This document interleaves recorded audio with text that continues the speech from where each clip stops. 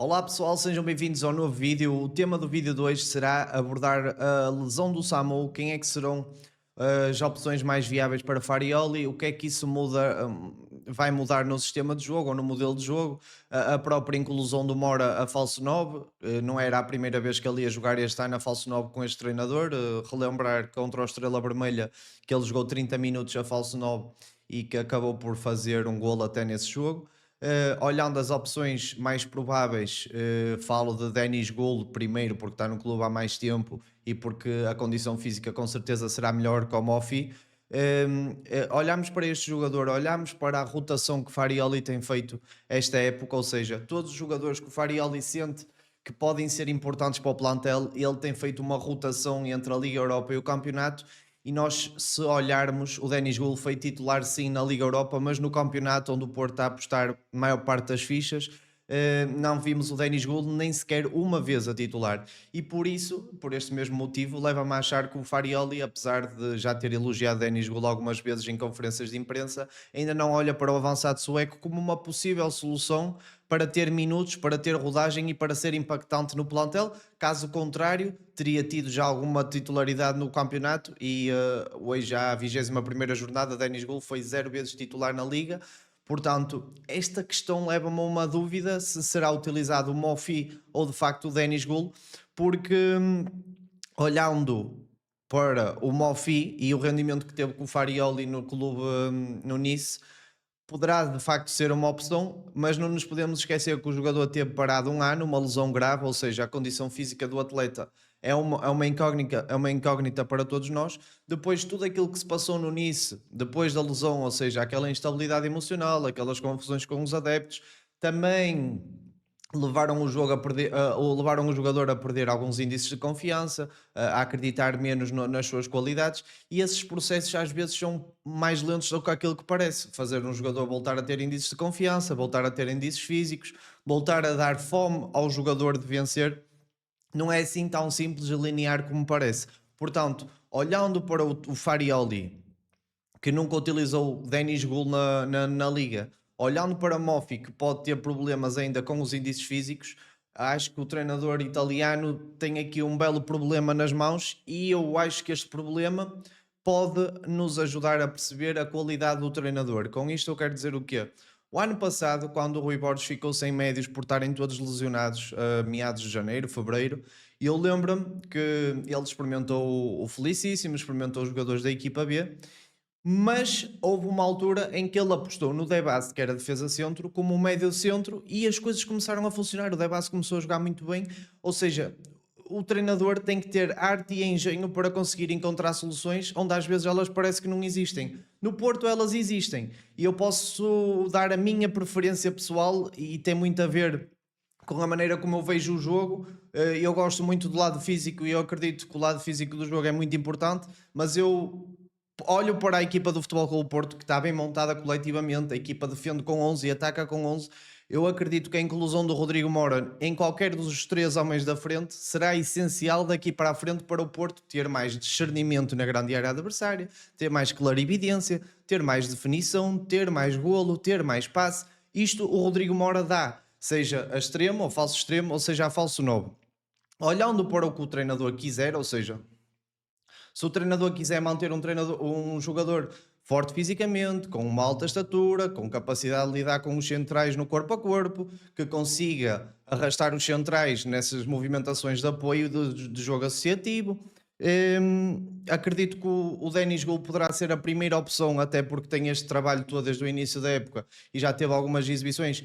E outra coisa que eu tenho que elogiar do jogador, apesar dos números do jogador não serem os melhores, a verdade é que ele, não sendo titular nenhum dos jogos, já conseguiu resolver pelo menos 3 pontos em Moreira de Cónegos e conseguiu também nos dar o empate em Plzeň, na Chequia, e esse empate, curiosamente ou não, esse ponto deu-nos depois a passagem no top 8 da Liga Europa. Portanto, é um jogador que já foi importante para o plantel, é um jogador que tem entrado bem, tem entrado concentrado, tem entrado sério, e por isto mesmo leva-me a achar que Farioli vai-lhe dar uma oportunidade.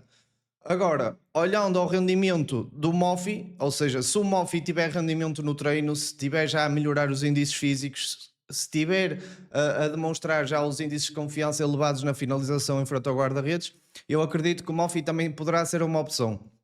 Agora, olhando para o modelo de jogo do Porto, que não tem produzido muito ofensivamente, a inclusão do Mora parece-me ser obrigatória na titularidade. E eu preferia ver o Mora sempre nos 3 homens da frente do que no meio campo. Porque nós, quando defendemos, temos 2 maneiras de defender o Porto. Defende o bloco alto, pressão homem a homem pelo campo todo. E depois, quando o adversário passa do meio campo, o que o Porto faz é baixa para um bloco baixo, que eu já disse que não gosto muito dessa ideia, mas baixa para um bloco baixo em 5-4-1, junta linhas. E nesse momento, os médios centros interiores têm que defender como médios centros puros e têm que defender muito baixo. E no miolo é muito difícil tu teres 1,67m ou 1,70m, como tem o Mora, e conseguir ser competente defensivamente, porque as tuas características naturais não te permitem ter esse aproveitamento. Então, olhando à maneira de jogar do Porto, à maneira de defender, eu acho que o Rodrigo Mora ficava muito melhor ou como falso 9 ou como falso extremo. Acho que, e a própria inclusão do Fofana no meio campo e do Frolt, a meu ver, liberta mais, ou seja, é um meio campo mais capaz defensivamente, com mais capacidade de recuperar bolas, com mais capacidade defensiva, com mais capacidade de abranger mais metros. E isso dá também mais liberdade ao Rodrigo Mora, ok? Não é que o Rodrigo Mora não vai ter tarefas defensivas, vai ter muitas tarefas defensivas na mesma, mas dá de certa forma mais segurança ao treinador, sabendo que o Mora não é propriamente o extremo mais defensivo do plantel, mas é o extremo mais ofensivo do plantel. E por este mesmo motivo eu acredito até que o Rodrigo Mora vai ser utilizado ou como falso 9 ou como falso extremo. E eu acho que isto é um tema muito importante, porque nós pensamos a maneira de jogar do Porto, do meio campo para trás, o ponta de lança não procura sempre movimentos de ruptura, não procura muitas vezes movimentos de apoio, jogar em zonas apertadas, jogar em zonas concentradas, e aí o Rodrigo Mora, de costas para a baliza ou de frente para a baliza, é genial, é muito bom. Ou seja, o Rodrigo Mora, sempre que o espaço é reduzido, é para mim o melhor jogador do Porto. Por este mesmo motivo, eu acredito que o Mora, se jogasse a falso 9, ia trazer muito, mas muito impacto para a equipa do Farioli. Agora temos que esperar para ver qual será a decisão do treinador, porque nós, como não temos acesso aos treinos, é muito difícil de fazer avaliações apenas nos jogos. E se o Denis Gould tiver a dar conta do recado, tiver a aguentar bem o Bednarek nos treinos, etc., provavelmente será a hipótese. Se não, será o Moffi. E agora, o último assunto do vídeo, e quero que vocês, antes de me deixarem a vossa opinião, deem subscreve no canal, não se esqueçam, deixem follow também no Twitter. Quem puder ajudar, subscrever no Patreon, porque ajuda imenso e faz este projeto crescer. E lá está, pronto, comentem a vossa opinião, se estão a gostar do vídeo e qual é que acham que seria a melhor opção para o Futebol Clube do Porto, agora com esta lesão grave do Samu, e todos esperemos que ele recupere bem e rápido, provavelmente vai ter que ser operado. Psicologicamente vai ser muito duro para o atleta, mas esperemos que o Samu recupere rápido e que volte forte, porque o Futebol Clube do Porto precisa muito do Internacional Espanhol, e dá para perceber que agora, sem o Samu, o quão importante é Samu para o Porto, até porque há um desnorte em relação a quem é que vai tomar conta da posição. Isso para mim quer dizer muito. Óbvio que se o Luke de Jong não tivesse lesionado, era o Luke de Jong que iria assumir o papel. Agora, nesta circunstância, ficou assim, está tudo um bocado à deriva, a saber quem é que vai ser o jogador utilizado nessa posição. Um último tema para fechar o vídeo, e que nem tem nada a ver com tática, nem tem nada a ver com opções dos treinadores, e é uma opinião pessoal, ok? Eu faço estes vídeos mais até para vos enriquecer taticamente, ou para vos mostrar análises em vídeo, ou para demonstrar uma explicação na board tática, mas eu também tenho opiniões em relação a alguns temas sensíveis. Mas eu não quero que vocês fiquem com a vossa opinião toldada por verem o meu vídeo. É que são coisas diferentes. Eu estou apenas a expressar a minha opinião e não quero que ninguém pense como eu penso, ok? É apenas a minha opinião, não são factos, não é como quando eu estou a explicar uma coisa, lá está, na board tática, que te trago aqui argumentos e há razões para eu vos dizer aquilo que eu digo. Agora, neste caso aqui em específico, é mais uma opinião pessoal do que outra coisa. Ora bem, vocês sabem o quanto o atleta Gabri Veiga foi defendido aqui no canal e é defendido sempre aqui no canal, até porque eu acho que havia muitas críticas negativas em relação ao Gabri Veiga, simplesmente por o Gabri Veiga estar a ser utilizado em detrimento do Rodrigo Mora.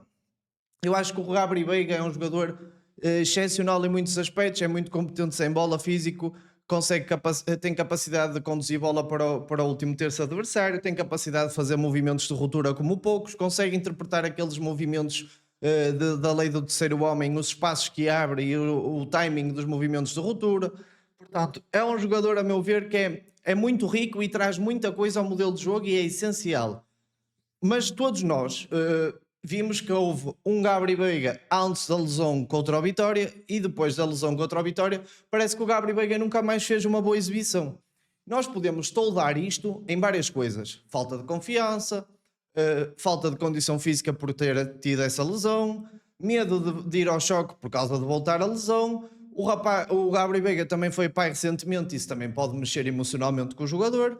Mas a verdade é que ontem saíram posts de uma página de adeptos do Atlético a dizer que o Gabri Veiga gostou de uma foto do Atlético, do estádio do Atlético, que basicamente dizia não sei quantas vitórias consecutivas acabaram esta semana no Atlético, ou sem perder, ou qualquer coisa do género. E o Gabri Veiga, como representa o Futebol Clube do Porto, tem que ter muito cuidado com essas coisas que faz nas redes sociais. Com isso quero dizer o quê? Claro que o jogador pode gostar do Atlético, o jogador até pode ser adepto do Atlético, pode ter uma imagem do Vicente Caldeirão do Atlético no fundo do computador, no fundo do telemóvel, e ele não pode é fazer com que as outras pessoas vejam isso, porque se isso chegar à opinião pública, as pessoas podem pensar que o Gabri Veiga já não está com a cabeça no Porto, porque um jogador que está a representar o Porto, que está a competir por objetivos como ser campeão de Portugal, ganhar a Liga Europa, ser competente em todos os jogos, tem que estar meramente focado no Porto. E se o atleta, por acaso, pôs um like no Instagram, num post do Atlético de Madrid, pode revelar que o atleta já não está com a cabeça no Porto. E depois entra aqui um argumento que é, este sim é um facto, que é, quando o atleta veio para o Porto, e aí houve aquela apresentação a falar, na altura acho que ainda era o Zubizarreta, que estava no Porto, e eu lembro-me perfeitamente dele dizer que teve uma lesão, que foi tratada no Porto e que foi muito bem acolhido e gostou muito das instalações, e por causa disso, ou antes disso, já estavam a haver contactos do Futebol Clube do Porto contratar o jogador. E isto, a meu ver, não é muito positivo. Porquê? Porque se um jogador estava a representar o Al-Ahly, que estava a disputar por títulos, já estava, entre aspas, a fazer o arranjado para o próximo clube, que neste caso foi o Porto, a mim ninguém me garante que ele está neste momento a jogar com o Porto e com o Atlético e o agente dele e ele já andam a fazer o arranjinho para ele no verão poder assinar pelo Atlético. E para mim está tudo bem. Estas jogadas de bastidores no futebol acontecem e vão acontecer sempre, principalmente pela presença dos agentes. Os agentes são os principais promotores deste tipo de atitudes. Porquê? Porque os agentes querem que haja transferências para eles terem as suas comissões e ganharem o seu. O problema é que se tu estás a meio de uma época complicada como o Porto este ano vai ter, e se o jogador demonstra e mete like num clube que esteve interessado no próprio atleta em janeiro, a meu ver demonstra que pelo menos o atleta está meio que interessado em ir para o Atlético. E se nós olharmos, o Porto rejeitou a transferência do Atlético. Portanto, eu estou no meu livre direito de achar que o atleta pode já não estar com a cabeça no Porto, porque se ele tivesse com a cabeça no Porto, não ia meter aquele like, porque podia gostar da foto, não é isso que eu estou a dizer, qualquer pessoa pode gostar de qualquer foto. Agora, ele sabe, eu estou a representar o Porto, se eu meto aqui um like numa coisa pública do Atlético que esteve interessado em mim há coisa de 2 semanas, demonstra muita coisa, certo? E ele sabe muito bem que as pessoas já não sei para ver tudo. E eu, por acaso, dei-me ao trabalho de ver se era verdade, porque fiquei um bocado chateado com a situação, e de facto eu vi lá o like do Gabri Veiga. E hoje de manhã, quando fui confirmar, ele já tinha retirado. Óbvio que isto gerou muita repercussão, ele com certeza já levou nas orelhas ou da equipa técnica ou da direção, porque ao estar a representar um clube, na meu ver, não é ético estar a meter likes em clubes que principalmente tiveram interessados no jogador há coisa de 2 semanas e as negociações não correram bem. Ou seja, demonstra... agora nós podemos olhar para o momento de forma do Gabri e dizer assim, o rapaz, depois das negociações, depois da lesão, nunca mais se encontrou, nunca mais conseguiu ter o rendimento que tinha. Quem é que nos diz a nós que o Gabri Veiga ainda está com a cabeça no Porto? O rapaz é espanhol. ter o interesse, se for preciso, do Atlético de Madrid, que é o terceiro melhor clube de Espanha, nele, mexe com o psicológico do jogador. Isso é óbvio que mexe. E se ele tinha interesse, de facto, em ingressar já na equipa do Atlético em janeiro e isso não se concretizou, é óbvio que o atleta já não está com a cabeça a 100% no Porto. E o mais difícil hoje em dia, na minha opinião, é blindar balneários. Não é nada fácil blindar balneários com estas ações todas dos agentes nas costas dos jogadores, ou mesmo na frente, ou seja, falam com os jogadores para saberem o que é que os jogadores querem. Isto tudo mexe depois com a concentração nos jogos, com a concentração nos treinos, e eu nesse aspecto estou na dúvida agora se de facto o Gabriel Veiga está a ter um rendimento abaixo do normal porque simplesmente está sem confiança ou tem algum tipo de problema que lhe está a trazer essa inconsistência, ou então já está com a cabeça noutro clube e aí é muito mau, mas muito mau mesmo. Portanto, pessoal, quero que vocês deixem a vossa opinião sobre o assunto, seja sobre o Rodrigo Moura Falso Novo, sobre o Mofi ou sobre o Golo, e também sobre este assunto do Gabriel Veiga, sabendo que eu quero ouvir a vossa opinião e não quero que toldem a vossa opinião sobre aquilo que eu estou a dizer, certo? Isso é muito importante.